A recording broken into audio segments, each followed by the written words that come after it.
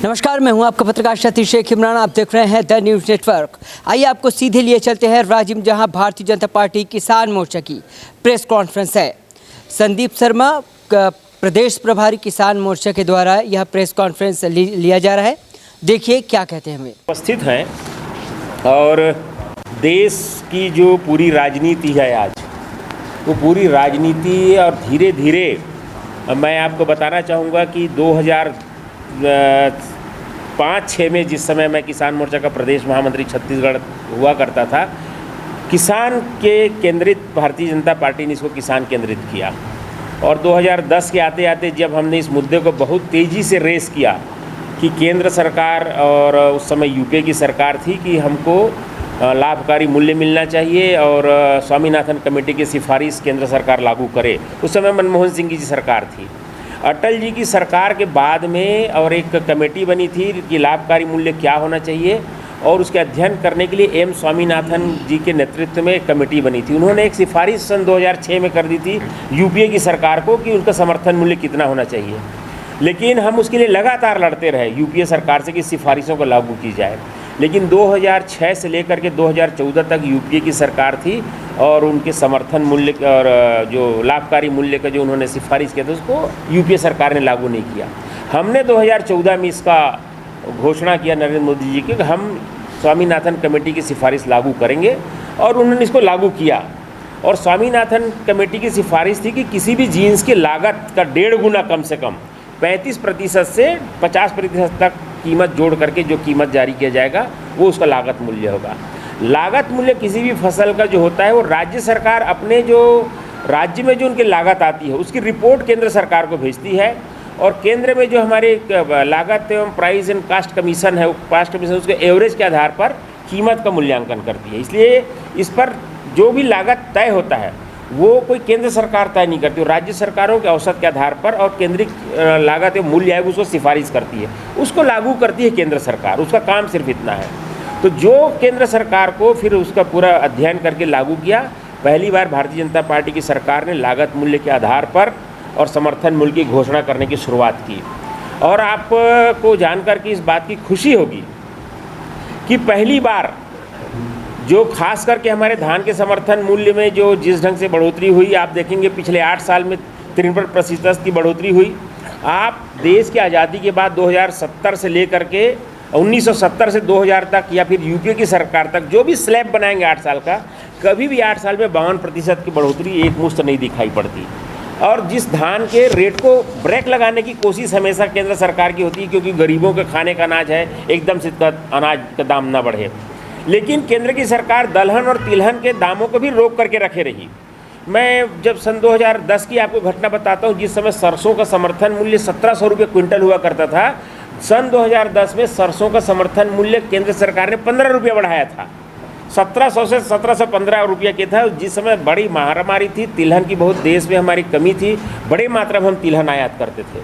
तो ये जो तिलहन के जो हमारे देश में कमी का कारण ये था कि समय समय पर केंद्र सरकार ने तिलहन के दाम में बढ़ोतरी नहीं की। आपको मालूम होना चाहिए कि सरसों का समर्थन मूल्य आज जो है 5500 रुपये को पार कर गया है।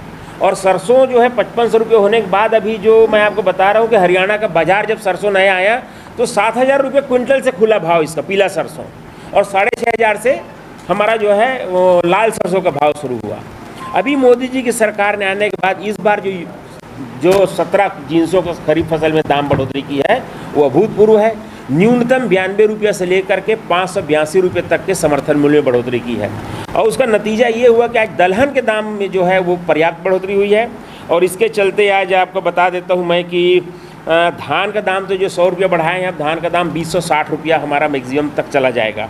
इसके अलावा समर्थन मूल्य जो दलहन में तिल के क्षेत्र में जो तिल का दाम जो है 7830 रुपया हो गया है तिल, और सोयाबीन जो है 4300, ये 2400 रुपया था दाम, आज 4300 रुपया हो गया। 8 साल में दुगुनों की तरफ जा रहे हैं दाम जो है। मूंगफली 6400 रुपया, सूरजमुखी 6400, मूंगफली 5850 रुपया। दलहन में जो है दाम में बड़ी बढ़ोतरी इस बार सरकार ने की है। उड़द अरहर के दाम जो है 6600 रुपये किए गए हैं, और मूंग के दाम बढ़ा करके 7500 से ऊपर कर दिए गए हैं। इन चीज़ों के दाम नहीं मिलने के कारण आप सब इस जो राजिम क्षेत्र के हैं, आपको भी पता होगा, पहले हम लोग मूंग की अच्छी खेती कर लेते थे, लेकिन समय पर दलहन के दाम में बढ़ोतरी नहीं होने के कारण इसका खामियाजा ये हुआ कि लोगों ने मूंग की खेती बंद कर दी, दलहन की खेती बंद कर दी।